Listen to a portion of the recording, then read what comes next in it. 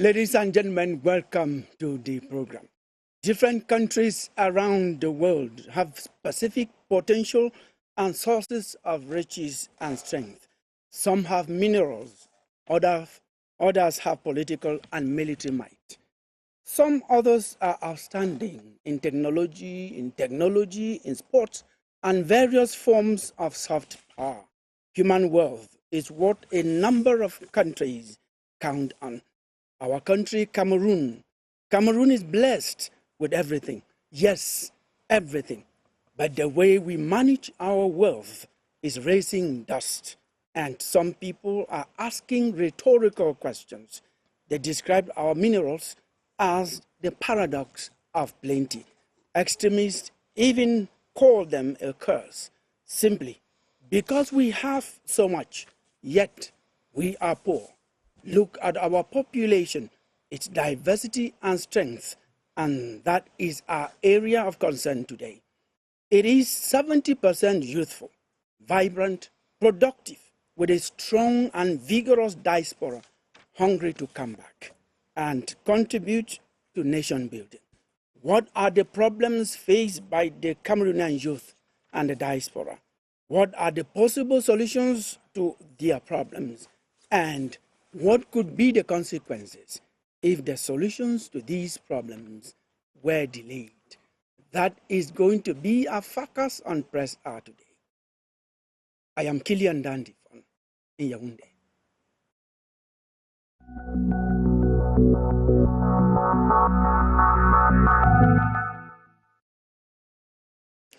You are welcome. We have had recent developments on our youth, vibrant youth, some of them exercising a lot of vigor agitation. We have heard, we have seen, we have heard about our diaspora. Some of them have got angry and have even gone violent. What is the problem? We're going to raise some of these problems on our set today. And we have invited just the people you think we know can handle, can bring solutions, can suggest solutions to these problems. Permit me introduce Dr. Tuminta Kennedy. He is a Cameroonian diaspora in Germany. When you see him here all the time, know that he is just shifting from Cameroon to diaspora.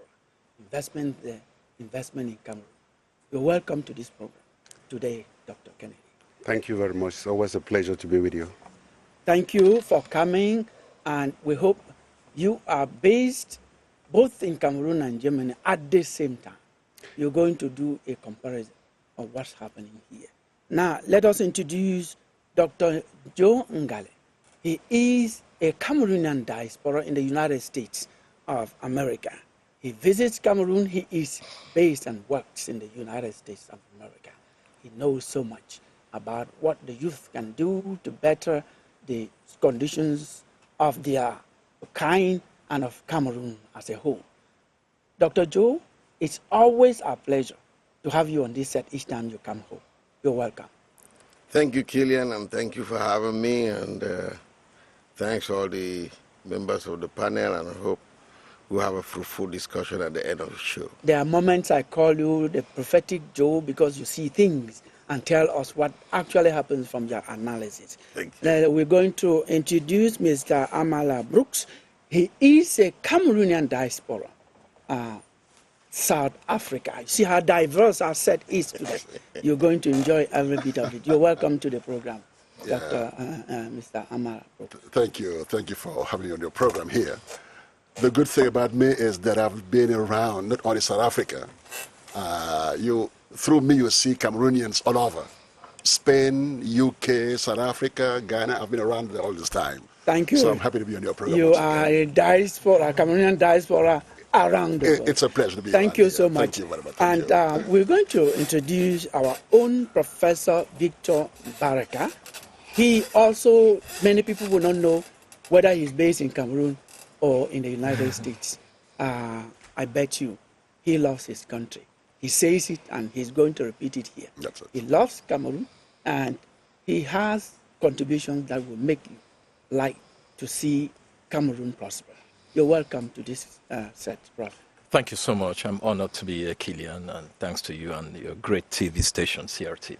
Yes, and the credit goes to the Director General of CRTV, who is the General Supervisor of Press Art. At this moment, Emmanuela Vemnui is going to read the newspapers for us, for you, and for us here on the set. Emmanuela.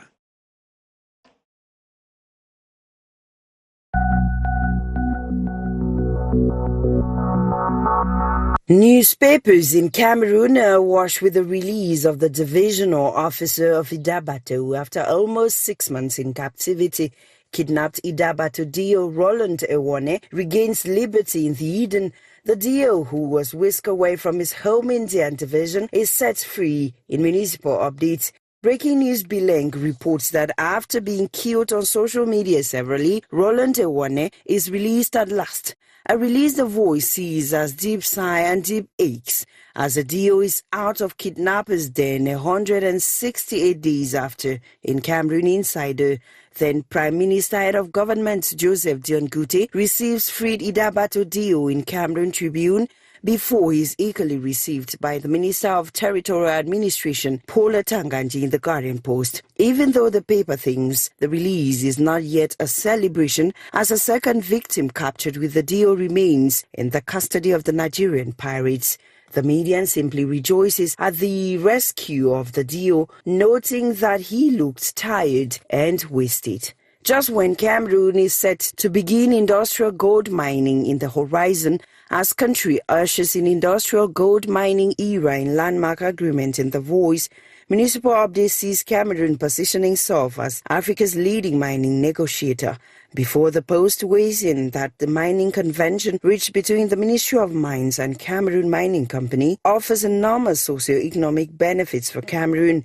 To the Herald Tribune, this is made possible by the signing of the industrial gold mining agreements for the exploitation of the Mborgene gold mine in Betari Oya, East Cameroon. But all initiatives in this line will be done in all legality in the sector and beyond, as in a bid to curb public health, Risk Minister Fukalistus Gentry shuts down non-compliant alcohol producers in the littoral region. In municipal updates, the Guardian Post is clear that interim mines minister begins repression on whiskey companies in Douala for non-conformity, especially as Cameroon eyes major exporting country position for cement in Semak sub-region. In the Herald Tribune, interim Minister of Mines sets 3-month deadline for quarries in the littoral to meet new standard specifications so that the country can boost cement production to 12.7 million tons in the Voice newspaper. At a time, the implementation of the recommendations of the major national dialogue records progress in Cameroon Tribune. Government says actions are paying huge dividends. In Cameroon Insider, Prime Minister is reportedly satisfied as he traces the way forward in the horizon, especially after counting major national dialogue gains in the Northwest region. In municipal updates, PM crusades for further engagement to fully revive the regions in the Chronicle Times. But Archbishop Andrew Nkeya insists on genuine dialogue, not force, to end the crisis. In the Herald Tribune, Prime Minister then hails peace progress in the Northwest and Southwest and urges continued dialogue in the Voice. And as PM lauds gains and calls for renewed efforts in the Guardian Post, Archbishop Andrew Nkeya urges government to engage directly with Amber Boys in the same paper. There is a new leadership in place at the Presbyterian Church in Cameroon Insider, as Mickey Ayok era opens in Breaking News Bileng. This as Right Reverend Mickey Hans Abia is inducted new PCC moderator, while Reverend Ayok Solomon Eta takes mantle as senior clerk in the Sun newspaper. The Post reports that new PCC moderator pecks mandate on strengthening the church. PCC moderator dedicates mandate to edifying church in the dawn, and immediately Echo Outlook sees fresh hope for a bright new chapter in PCC, as PCC preaches peace in The Advocate, happening when Mondemba is set for Ondi and Cultural Festival from March 21 to 23 in Cameroon Acres. There is jubilation in Bokwango as CRTV's journalist Njembonde Albert is proclaimed chief in the median. Southwest Chiefs Conference then sets ambitious agenda for regional development in the Sun before kingmakers designate Bisong William again as chief of Manyemen in Cameroon Acres. Before the Guardian Post presents Yaoundé in a total mess as cabs, motorcycles and pedestrians battle with filth overflowing on roads. Until I come your way again, this is your Hour with the Press.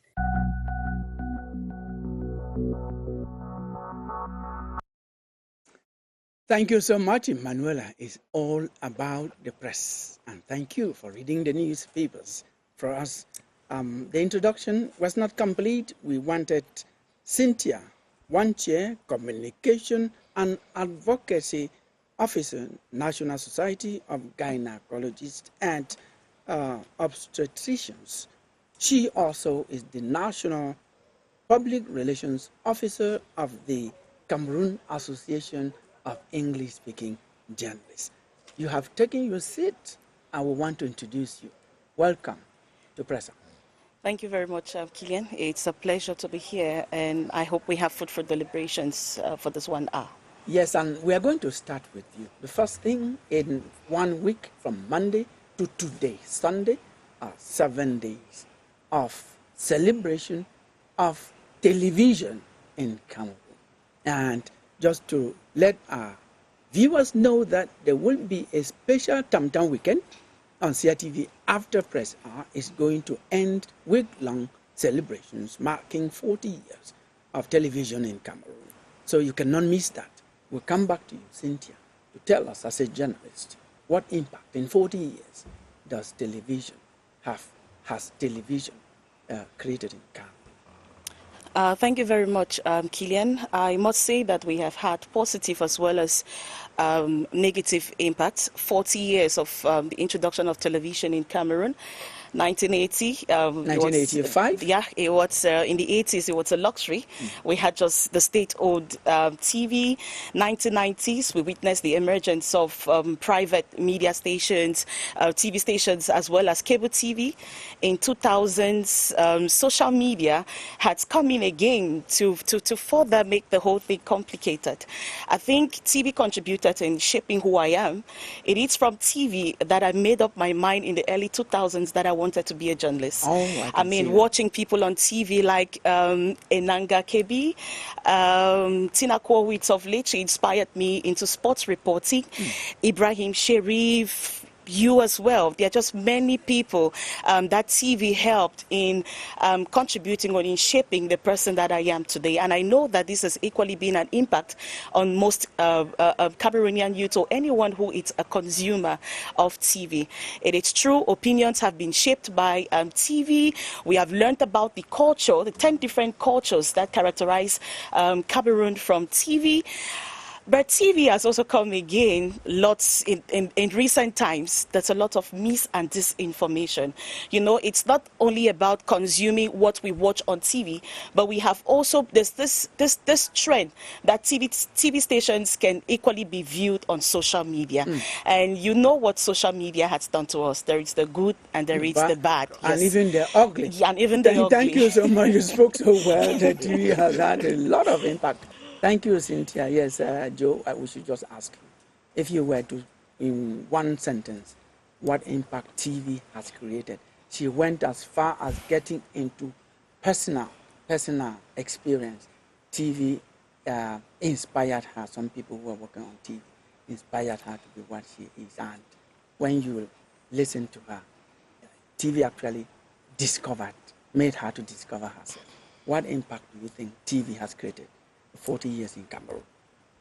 That's true, and Cynthia is right.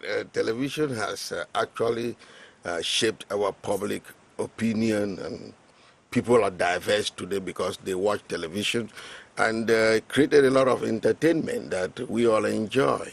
And at the same time, it has harnessed our own culture that if you look at people from different regions, nobody knew what the North or South or West or people coming from Southwest like myself, what kind of culture they had. But because all of this is promoted on television today, people have understood different cultures than who we are, and that, to me, in summary, is promoting our national unity. But at the same time, like she said, poses some negative consequences that entertainment by itself today has shaped our different culture into our own culture, because a lot of more watch on television today is the Western culture, and that has eroded a lot of our own traditional cultures, which is a very huge consequence. And to conclude on that, we still have a long way to go to independent journalism and opinion. But as we move forward, hopefully all of that will have the opportunity that at some point our journalists will be able to express themselves with honest opinion and disseminate information that is going to help the people. Yes, Brooks, I would not just open the question to you. I'm going to close it a bit, following up from what Joe has said.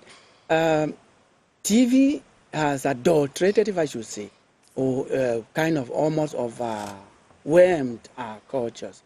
Can we say that, like in other areas of life where we are catching up, can we now catch up and then reintroduce our culture and make sure that we assert ourselves, our cultural heritage on TV, and catch up with, well, TV was a Western concept and instrument. Yeah.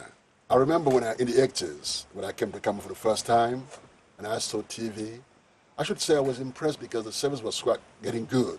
But honestly, when I look at TV today, I wonder whether you understand what we're going to do. Because when I look at the system today, the programming, we seem to copy much more what is happening outside as opposed to what we have on the ground. And I think that if we don't do any effort in the next few years, we might lose a lot of things. Culture that we have today, we have copied so many bad things from outside. I don't want to mention those things on TV, but I can say to you that we're losing a lot of things. But I can say that the good thing about TV is that we now know more about Cameroon. I didn't know about the North or the West, the South. Exactly. But because of this TV today, I can see how diverse Cameroon is and so much thing we can do. And I can tell you honestly, if we have the right programming on this TV, this will be promoting this culture we need, because recently I've seen so many things which might not be good. But I think that globally, TV has done a lot of things in Cameroon, and we can do much more than that. Let me give you the official programming, the percentage of programming on CRT. 80% local, 20% outside, if you like. That is the official policy on TV. That is to say we consume homemade information, even music and the rest, officially. It should be like that. Okay, thank you. Now to you, Prof. Mbarika, Prof. Victor Mbarika, what has TV done in 40 years in Cameroon to you? Yeah, I was still a very little boy when TV came, and my dad had just gone to London. Around the same time, brought a television set to our house at Efulan, and a lot of neighbors would come to watch with us. So first of all, it created more friends, because in that area was full of people speaking their Wondo language, and I started learning as a kid. But the truth, just like the other panelists have rightly said, it helped some of us, even as children, to start learning about what our beautiful country, Cameroon, is. My parents are from Bamenda, but I hardly ever went there, but I got even to learn about my ancestry in Bamenda in the Northwest region through television. And so that was a very rich experience, and we have seen it, and thanks to many people that have sacrificed their lives, their careers, to see this come to the country, including people like the Director General that I started seeing as a little boy, and he's still right here working. I'm pretty sure people like him could work anywhere in the world, right? So we've seen this amazing aspect of television grow, and the country being open to private television. That could be very critical of the existing system, but it allowed Cameroonians to express themselves. That's the beauty of our great country, right? The fact that people could disagree and we still live in this amazing, peaceful society. So it's meant a lot to me, and we are thankful to people like you that keep pushing. And with the youth implementing technology, I see on your YouTube channel, you put your shows every time. So as an ICT person, I'm excited that you people are using a lot of technology. So congratulations to you and the rest of your colleagues. Thank you so much. You were just talking about when TV started, and you cited our Director General, Charles Ndongo, correct, who covered 11 to 12 kilometers yesterday ahead of the staff of Cameroon as activities marking 40 years of TV. He, Adamu Musa, and 4 others sat there in Bamenda to launch television in Cameroon. And today he is here, and he can still walk around 12 kilometers. That is amazing. Wow. Now, with that, we're going to move into our focus for today. We are saying that our focus today is Cameroonian youth and the diaspora. What are their problems and what are the possible solutions to their problems? We are going to kind of establish a list of the problems of the diaspora, the problems of the youth, and then we'll move to seeing the possible solutions. And we can project also what if these solutions were delayed or did not come on time. I'm going to start with Cynthia. I don't know. There's no one here who can say who is the youngest of us all. I just want to decide to make you the youngest of us all. And you're going to start by telling us, what does a Cameroonian youth face as a problem? All right. Thank you very much again, Killian. I want to think that unemployment and underemployment, it's the greatest challenge that is faced by Cameroonian youth. Quality of our education, it's a problem. The chunks or the numbers of students that graduate from our universities, they do not meet the needs of the labor market, which says that we just bundle them and send them out with certificates, BSc, MScs, PhDs. You and I saw a few weeks back PhD holders who staged the protest. It's become a norm for us to stage, peaceful protests to request for what we want. But this shouldn't be happening in a country like Cameroon. I think another issue that it's troubling Cameroonian youths, entrepreneurship challenges. There are lots of Cameroonian youths who have taken up created businesses for themselves, but in less than no time, these businesses close up. This is because of the regulations, taxes, which becomes a burden for most of them. And so you see many of them quickly just winding up. There's equally mental health, it's a problem. The social pressure, economic instability. I mean, their pressure, it's just from all over. It's societal, it's at the level of your job, it's at the level of where you find yourself. These things play a lot on the mental health of youths in Cameroon. And that's why you keep finding them every day, either through unorthodox, or orthodox means trying to seek greener pastures abroad. When you told me, Killian, that this was going to be a topic of discussion, I worry, and I worry because earlier this week there were reports about close to 11-15 Cameroonians who died somewhere along the Mediterranean Sea, trying to cross between Morocco and Tunisia, or Spain, if I'm not mistaken. If I'm not mistaken, and this happens every day. If you are on social media every day, it happens every day. And these are youths who keep trying to leave the country and seek for better conditions abroad. And I think one other thing that I also want to talk about is the fact that there is the marginalization of youths within decision-making bodies. So much for youths are the future of Cameroon. It's all talk, but very little action accompanies this. I shouldn't go so much into details. So I'm looking at the Cameroonian youth. We will get into the details. All right. So these are some of the challenges I feel that youth in Cameroon face. And I tell you, these youth should identify with all these problems you have raised. We're going to get whether there are some other problems, beginning with you. We are at the level of problems. I'm noting them down. We'll go to solutions. Yes, Joe.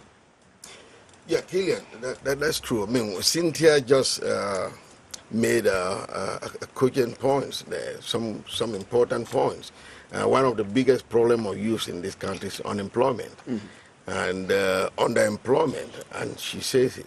And one of the problems there again is what you call in economics structural unemployment, which is a very big problem in our community today, because you have job opportunities out there, but the skills of the students are not ready for those jobs. That's what we call structural unemployment. Exactly. So it's about time that we have to, and I said last time again in a show, vocational training is not meant for you to go to a vocational school, but you can have a degree in literature.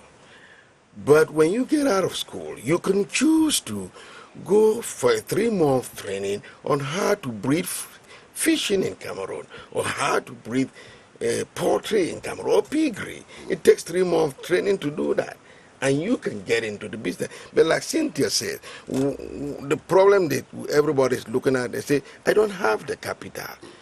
But when you say you have the capital, in the business world, we don't look at the capital to mean money. We look at the capital to mean brain, the creative thinking. That is the capital you need. Money, you can get into business without money. You can get into business with very little money. If young Cameroonians could raise 500,000, 1 million, 2 million, and put in individual's hands, telling them that I have a job for you in Ukraine, or I have a job for you in Kuwait, and you can pay that money, then I think the solution of some of these problems is right here. We just need to let them know how they can better structure the plan that will help them, rather than taking the risk of dying along the path traveling to unknown destination. That was already a solution. I did not want to stop you. I haven't got details in that. We will come back to you. You can be sure that we're going to give you the time to go into the details. Yes, Mr. Brooks, do you have some other problems of the youth income? Well, Cynthia mentioned most of those points, of which I would add acculturation. We have the impression on the ground that the best is outside. We watch it on TV. We want to talk about TV early on. And social media, we look at this and we think that outside is the best. And we tend to ignore that what you have outside could be found on the ground. Now, acculturation is, you watch TV, you see New York, beautiful, you see Paris, beautiful, and you want to repeat Paris in Yaoundé. If you can't do it, you're lost. I think education is crucial, and we have to adapt this to our needs. I was pipeline in Cameroon last time. We couldn't find people to weld in Cameroon because we give the impression that this training is not serious. You need to have people who are trained to do all these jobs. So, number one is acculturation of the education. Learn and teach the people to love their own country. Now, if you watch New York beautiful than Yaoundé, you tend to go to New York. And I think we need to start looking at that. Unemployment is crucial, education is crucial, and programming. Doctor, you mentioned something which I like. Short training, 3 months. Because we have this habit in Cameroon to have long training. If someone is holding PhD in art, he might not be able to practically learn a job. Yet, if he could have access to a job, training, 3 month courses in accounting, in business economics, that would help a lot. But we don't seem to do it all the time, and that's a problem. Yes, thank you so much. I think I'm now going to call on Professor Victor Mbarika to continue to list, because what I've discovered is that Cynthia virtually enumerated most of the problems, yes. And Joe started giving the solutions. You have continued giving the solutions. If Prof. Mbarika has one other problem he can raise, but I want him to go also into the solutions. Thank you. I was wondering what other problem I can raise. So you guys have truly raised.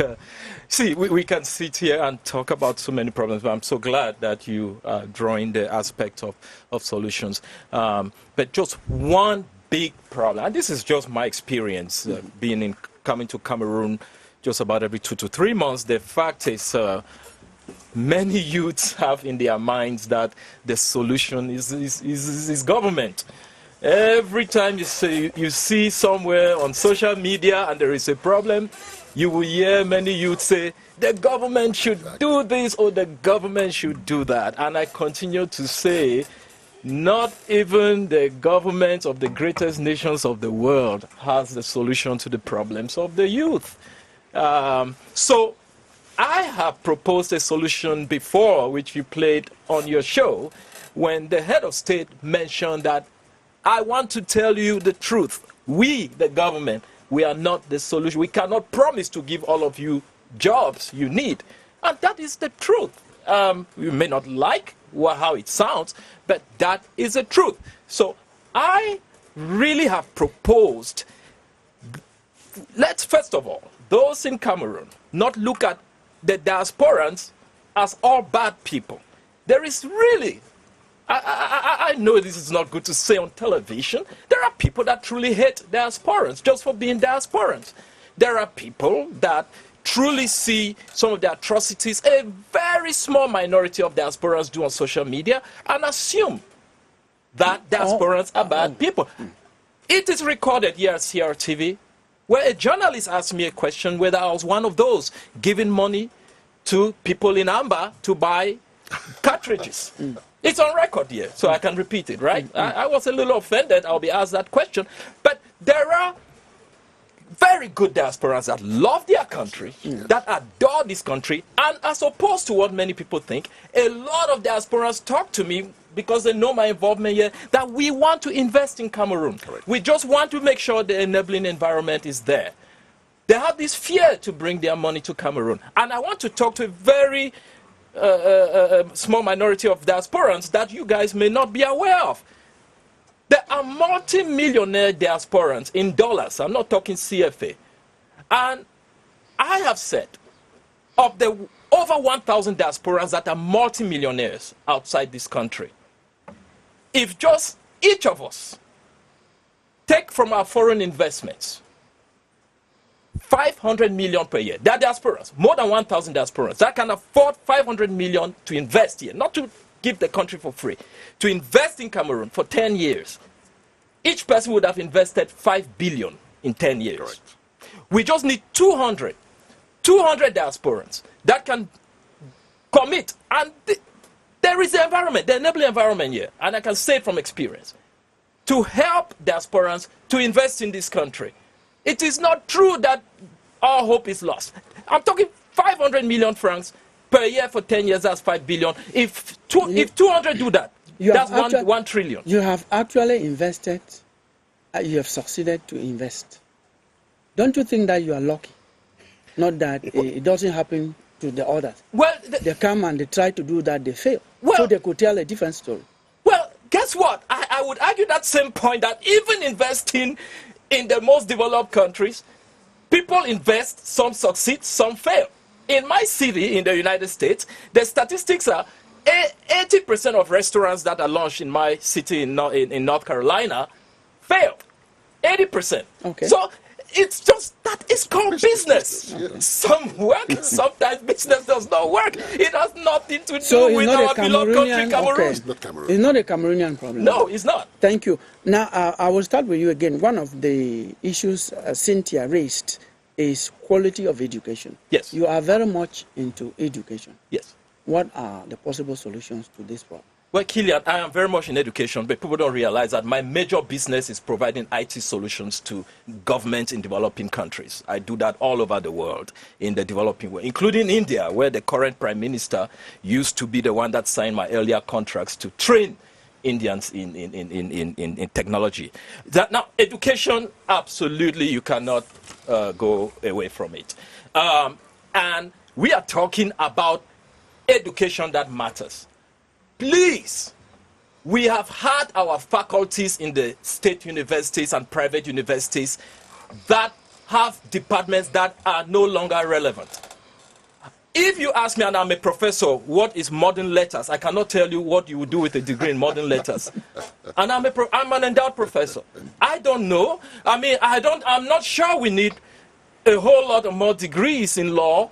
I'm not sure we need a whole lot of more degrees in geography, but we need degrees in geographic information technology, in geographic information systems. We need lawyers because they need to defend you from criminals. They need to defend you when you are cheated. They need to defend you when someone violates your rights. Specialized areas of law. I'm not saying that all these things are bad. I'm pretty sure if you go to modern letters, I was just saying I don't know what modern letters is, but it's there. But I'm saying that some of those resources may be redirected into real practical things that can help people. I'm sorry, those people that were criticizing the PhDs that were protesting, I'm sorry, I'm against that kind of critic. Yes, they were protesting. Why? Because maybe in their training, they were not trained to be entrepreneurial with their PhDs. Not that these are bad people protesting, but again, let's look at protests in a positive way, that at the very least, God has blessed us in a country where you can protest. Okay. And none of them were killed. They express themselves, but that comes now to training people how to use those big degrees to make money. Yes. Thank you so much. We have had so many criticisms against them. You are the one person, well, coming from a society where people have a right to protest. It can only be normal for someone like you to say, yes, come up and express yourself. You wanted to say before I go to Dr. Kennedy? Exactly. Education is crucial, but train people to be entrepreneurs is crucial. Also, private sector. The education in Cameroon is that everybody must be a civil servant, but you can't be a civil servant all the time. Because you look at the salaries, for example. If you earn here something like 100,000 francs, in dollars, how much is that? Learning the private sector is crucial. We have to all learn to do business. It's crucial. We can't all be civil servants. And when Dr. Marika was saying, Professor Marika, I'm sorry, Marika, when you said to yourself you're going to be a civil servant in this country, if there is no private sector, how many lawyers can you train to do what? Train people to be entrepreneurs and learn the private sector principles. This is where you're going to make money. If there is no private sector anywhere, you cannot make any money at all. Yes. Thank you. And Dr. Tuminta Kennedy is an economist. When you talk about entrepreneurship, that is just something that he can sleep and in his dream. He's giving you what it means. Yes, entrepreneurship is a problem. How is it a problem in Cameroon? In fact, we need to understand that our country went through a certain structural transformation, but at the same time, the educational path to fulfill that gap was not aligned. Take, for example, after independence, we needed administrators to come in and make sure that they could take over what the leftover of the colonial masters. The second part was building the right infrastructures. We never had those people that were trained. If you look at most of our technical school, the commercial education and so on, they didn't create a space for these people to be active. And later on, the demand-driven side, which was the takeover by the government, created a very, very disincentive. And today, you could still find young people that are well trained in the private sector, maybe in the educational sector. Once the governments launch a recruitment, they abandon everything and rush in there. There is a disincentive. Economics is just, the simple thing in economics is about incentive. Let's go to entrepreneurship. We need entrepreneurs at all levels: educational entrepreneurs, social entrepreneurs, institutional entrepreneurs, and political entrepreneurs. In which case, there are people who look at problem as a challenge, take this problem, challenge as an opportunity, and convert it into products or services. Do we create the right mechanism that people who are maybe working within the administration, they are entrepreneurs because their job is to make sure that the system functions, facilitating access to information, facilitating access to incentives and so on. Are they doing the right job? Do we have political entrepreneurs, people who are elected by the people to create mechanisms so that people can live a fulfilled life? So at the same time, you're really right. Entrepreneurship is the key at all levels. Spiritual entrepreneurship, mental mindset. Entrepreneurs is not just not about buying and selling. People feel that it's just, I have to buy, I have to sell. As Professor Marika rightly said, all of us here are entrepreneurs, including you. before you present this program, you make sure you get the best guys, competitive guys to be on the table. You do your research. You make sure that you serve the interests of the televiewers. And that is what is needed at all levels. But the question is, do we see entrepreneurs as a process and as a means to an end? But that's where we have a problem. Do we have the right incentive? Sometimes no. The government did a lot in the past years. I have to be very clear. We created the infrastructures are there. They were not delivered at the right time. We are on import substitution. We need people with different mindset. But we are already 3 years into the import substitutions, getting to 2026 when it has to close. But have we been able to produce to make sure we subsidize? Who should answer that question? Have we? So are we? Have we been able to produce? I think the Minister of Small, there are two ministries that every time I get to, on this panel, I usually say we have to increase their budget. We want to make sure that the Ministry of Small and Medium-Sized Enterprises get the right budget. Secondly, we need the Ministry of Vocational Training, Issa Chiroma. We have to make sure we give them the right tools to get the modern letters, get those who are, let's say, wrongly skilled to be reskilled, to make sure that they can provide the necessary things. Prof, I think that with modern letters, things like social media, social marketing and things like that, we can convert them. Yes. Okay. If we are training them on translation and translation, AI is already doing those things. So we need to make sure that we reskill. So I think that there is a lot that we can do. Yes, I will come to Dr. John Gale, but before I come to him, he will take us to the next level. There is a point, one of the points that Cynthia raised. Many people may not understand. I don't even think that I understand it so well. Mental health as the problem of the youth. Yes, Doctor, I'll continue with you. Dr. Tumenta. Yes. Mental health. Yes. How is it a problem? It's a big problem. If you look at certain statistics, the amount, the portion of our income that is being consumed by healthcare is so high. I am a product of the first mental health practitioner in Cameroon, post-independent. And today we run a modern and traditional mental health structure. You cannot imagine how many deaths people we incurred every year because people abandon their patient there. There is no health without mental health. And mental health provides everything, but the portion of our budget allocated to health, which is approximately 5.7 GDP, I think it's about 5.7 GDP, 5.7 of our GDP that we give to health. But for mental health, we cannot see it. Below the 15% that is being asked to be given to health sector. So mental health plays a vital part. Anxiety, people lose their job, people don't know where they have to go. And again, Killian, let us say it here. The biggest challenge in this country is not just about youth. It's about the population between 45 and 57. This population, most of them never had a job. They were trained. They went out of school, there was no employment, and this population, they are just getting out to retirement without ever having a job. So what I'm saying is the anxiety and mental health that these people have is a big problem. It's a big problem. Thank you. And let me say this, Kilem, before Joe come in.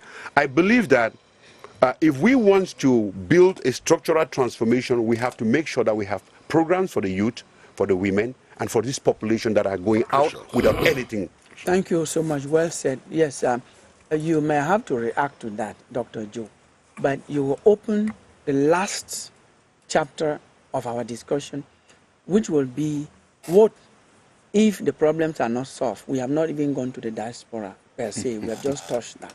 So we'll touch on diaspora a bit, then with you, and you open the last chapter because we have about 13 minutes left to the end of this program. Well, that's yes, we open what are the problems? You mentioned some of them that the diaspora face. You, all of you, the four of you here are Cameroonian diaspora. Can we have them? Is it double nationality? Yeah, Killian, one of the biggest problems we have as diasporans is the issue where we still delaying harnessing our citizenship, that if you live in the United States, I'm a citizen in the United States, I'm not supposed to claim citizen in Cameroon. And that double identity nationality is, I mean, we all Cameroonians. I'm here every year. I come to the studio. How many Americans do you receive in this studio to come and talk about Cameroon problems? And yet you still address me as an American. So, which is wrong. And look at the statistics of the Ministry of Finance. See how much money comes into this country. Almost $500 billion that's coming to this country from diaspora, fueling our economy. If not of the diaspora, unemployment in this country will be hitting 60% and plus. Yeah, so lack of the double nationality is one. Yes, and then number two, the business environment. The business environment is so difficult. One of the biggest problems we have now is taxation issues. It's difficult to even break through taxation code because lots of people don't even understand what the tax system is in this country. So when you come and then go even to taxation office, you'll be given more than 10 types of explanations. And then number two, which is a problem now based in this country, is we're addressing youth problem. And one of the biggest problems we have with the youth today is that of employee theft. I'm telling you, if we don't do anything, businesses will crumble. Because if research studies that are made, I made a research study in 2016, I looked at other researches after that, every single one is pointing on employee theft to be the most difficult thing to handle in our economy. What is employee theft? Employee theft is when employees stealing from the businesses. You can steal money, you can steal time. I mean, how many hours do you spend working in a job that you paid for a full salary? How many times do you swindle money into a different account to benefit yourself? All of that bring down the businesses. But Kila, I cannot leave you, let me addressing this, because with our youth today, they constitute close to 70% of Cameroon population. That tells you there is high dependency rate in this country. Think about it. How are we going to solve this problem? It's going to result into crime wave increasing, social problems are going to be mounting, and mental health, as she mentioned, is even going to double in this country. So the only way we can do is let's not copy the concept of the Chinese concept. And let me quickly tell you how the Chinese concept worked. You live in China and you have a 400-meter square land where you build a little house. Chilean, that is the space you have to build your own economy, to sustain you the whole year. But we have vast land and we cannot make use of it. And let me give you an example. If we're talking about capital, I told you capital doesn't mean money, it's brain. It begins from the brain because money is so little for you. If money was a problem, somebody would not have 2 million to pay somebody to go to Diaspora. So we don't have a problem of money, we have the problem of capital, which is the brain work. Okay, how do you do that? One of the best positive opening today we have in this country, I don't know if people know that. Tell us. Agribusiness. We do not have any other thing to bet that we can better our life and change the youth other than agro-business. Correct. Every other thing is a dream. Exactly. It's an empty dream. And let me tell you how let us say that agro-business is the main thing. The others also can work. But well, ICT will work. How the path to get to there? It's not easy. You have to trade in a formal education to become an ICT specialist. But let me tell you how agro can help the youth problem with little or no education. That is what I'm talking about. If, for example, you create a poultry farm. Okay, you just take a 4-meter land square. Let me tell you the concept of the Chinese. Behind the building of their house, they will just take 5-meter square of land and build a little pond and put 30 fishes in there. Okay? And within 6 months, you feeding them. They grow. 30 fishes, 3,000 of those little species in this country cost 100,000 francs or less. And ask anybody in this country, rather in Yaoundé, for you to buy a kilogram of those fish, how do we even call those fish again that are red in this country? Cynthia, tell us. Sorry? Mackerel? No, not mackerel. The other kind Crab? of fish. Tilapia? No, tilapia. Tilapia is one of them. Yes. If you look at a kilogram, I researched it.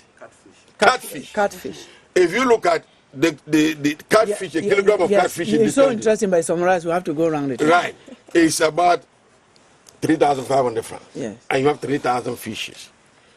Do that at the end of 6 months, you're going to make 10.5 million. And let me tell you how you reduce the cost of feeding in catfish. On top of the little pool where you rear fishes, you build the chicken herd on top of it with open barbed wires, Yes. that the chicken would use the droppings and put in there and become the feeding for the fish. Thank you. And you produce eggs Thank you. that can make a lot of money. Thank you so much.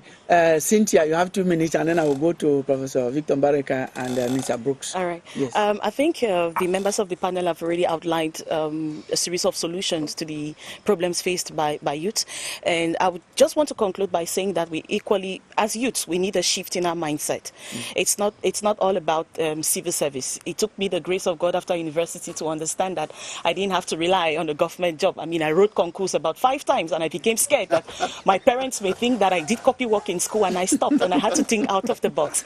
So youth must equally take the responsibility and exploit these opportunities that have been provided for by the government, because some it's ignorance and lack of knowledge of these opportunities. There are private initiatives too, meant to promote or to encourage youth. And above all, I wanted to conclude by talking about the fact that we must equally address the issue of corruption and inequality, because that's a great thing that is equally affecting youth in this country. Thank you so much, Cynthia. Now, I'm going to give the 5 minutes left for our discussion to Professor Victor Barika and to Mr. Brooks. You tell me you have some projects. Who is going to start? I have no preference. Well, I had so much to say about this. The environment. Professor Barika mentioned something earlier on about environment. He didn't elaborate, but the environment is crucial. Do you know how many Cameroonians dream of coming back home? There are millions of them in all sectors. In the U.S. and in NASA, you have about 20 Cameroonians in the NASA alone. And many scientists in the NASA are willing to come back to Cameroon. But the environment is such that whenever you try to do something in Cameroon, you have to fight. Even far more than you do outside. Then corruption. I don't want to talk about myself, because God knows what I tried to do in the country when I came back a few years back. Abroad by the toll gates. Ken, you know about this? I lost it. Ask me why. I will tell you what happened. Right now, we are busy on a massive project. We can create about 1,000 jobs. Busy working on it right now. And we hope we're going to have it. Which project is it? Well, we will talk about this with Professor Barika later on, because it's quite an amazing project. Cameroon economy needs private sector. We're not going to have private sector. We're busy working on it. And I think that this we can do something with the university and do something together. Environment and corruption. You cannot achieve a good deal in this country if you don't face those issues. Environment is what? Competition with your own government. You have Cameroonians coming to Cameroon to face more dangers in Cameroon outside, because no one helps you in whatever you do. Instead of having government backing you up, government opposes you. As a result, you look at what you do outside, you look at Cameroon itself, you say to yourself, is it worth doing it? So the environment is crucial to have the private sector organized in this country. And as you say, we also have to face corruption right on its face. Exactly. Now, the story you are telling, Professor Victor Barika has said it so many other times. He is saying it, he said it earlier here. He has, without any bribe, succeeded in getting certain things through in this country. Can you then tell us how you have gone through without bribery, without difficulties, and also what other projects you have for this? Well, I would not say without difficulties. People do, there's bribery and corruption. We know that. But what I was saying is that for a good part of the projects I've done, not just in Cameroon, but in other African countries, even in the middle of the challenges of bribery and corruption, there are still a lot of things that can be done and done right. But please permit me to delve into just the project that I'm planning with some partners from Brazil. And I'll be talking with my brother here. Many people are blaming the youths that they are lazy, they don't like agriculture, and they should be entrepreneurial. I agree. But, you know, we should always be also practical. How do you convince a young man or a young woman who has always seen agriculture as something for poor people to get into agriculture? So one of the things we are working with some partners in Brazil and some people in Cameroon is to introduce what we call e-agriculture. With e-agriculture, you bring in robotics, you bring in artificial intelligence, you bring in a lot of aspects of ICTs that young men and women want to do. But behind it, they will be doing agriculture. But we bring in technologies that are exciting for young people. Is that like setting more sophisticated machines to do the work? Computing as well as sophisticated machines on ground. And I must admit it costs a lot of money. And that's why I'm a little selfish, but I'm talking about investors, diasporans, with the money to be able to, what they have made abroad, to bring in, to be able to carry out such projects. And we intend through this, we are working with some parts of the East and the Adamawa, to be able to finally employ 4,000 youths in the next 10 years, including targeting some young people from North and Southwest to get them out of the nonsense war they're involved in, so they can be able to get excited about technology. But behind it, we get them to do agriculture, and it employs them, it gives them jobs, but makes them their own entrepreneurs. Each of them will have about a hectare of plot to be able to do something that will eventually become their business. Thank you. If I see any entrepreneurial Cameroonian in that sector, I will say, Professor Victor Mbaraka is my friend. Come. Let me take you to that person. Let us hear from Dr. Kennedy. Yes, I just wanted to say that there are a lot of instruments that the government has put in place. We have to be fair. The Ministry of External Relations has a department in charge of the diasporas. We need to make sure that they accompany us to get those agreements. The second thing is that the Ministry of Youth and Civic Education has put a program that is actually fostering the diaspora's investment. Any young Cameroonian diaspora that wants to invest in Cameroon, there are programs in the ministry that they are actually matching and supporting their investment. And last but not the least, I think one of our colleagues on the platform said that we should make sure that the MINRESI, the Ministry of Scientific Research, has put in incubators. We need incubators at all levels, and government needs to pump in money. The incubators in ICT and other private universities, we need to give them money so that they can take these young people from ideas to enterprises. Our time is up.